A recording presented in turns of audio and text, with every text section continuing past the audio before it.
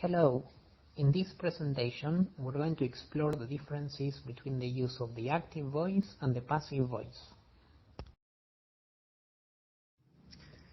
Check these examples from the previous exercise. A suspect was arrested yesterday.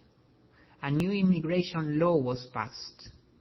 Do you know who did these actions? Can you predict who carried out the actions?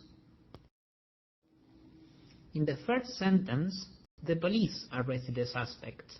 In the second sentence, Congress or Parliament passed the law. As you see, you are paying attention to the action. That is to say that now a person is in prison and there is a new law. Compare these pairs of phrases. The police arrested a suspect. A suspect was arrested. Expression A is in the active voice, since you're focusing on the subject, the action, and the complement. Let's identify these concepts in the example. The police arrested a suspect. The subject is the police, the verb is arrested, and the complement is a suspect. Sentence B is in the passive voice, since we pay attention to the action. A suspect was arrested. If you want to convert a phrase from the active voice into the passive voice, we need to make some transformations.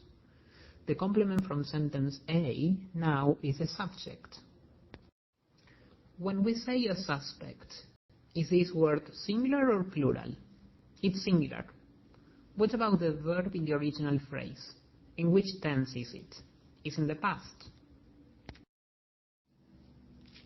When we write a sentence in the passive voice, after the subject we need to write the verb to be in the correct form. For example, if the verb is in the present simple, the verb to be is in the present simple too. If the original verb is in the past simple, the verb to be is in the past simple too. In addition, if the subject is singular, the verb to be is in the singular form.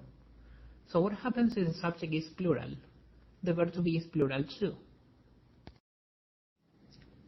So going back to our example, a suspect was, because the original verb is in the past and suspect is singular. And now we have to write the verb.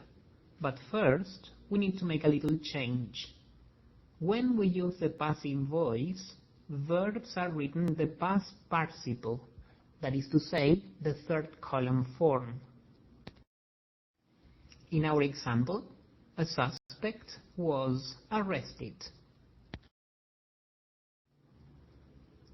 In this case, we don't need to say who arrested the suspect. It's optional. If we want to, we can add this information using the preposition by. A suspect was arrested by the police. So to recap, in the active voice, we have the subject, the verb, and the complement. In the passive voice, we have the new subject, the verb to be, in the singular form or plural form. It can be past, it can be present, and then the verb in the past participle.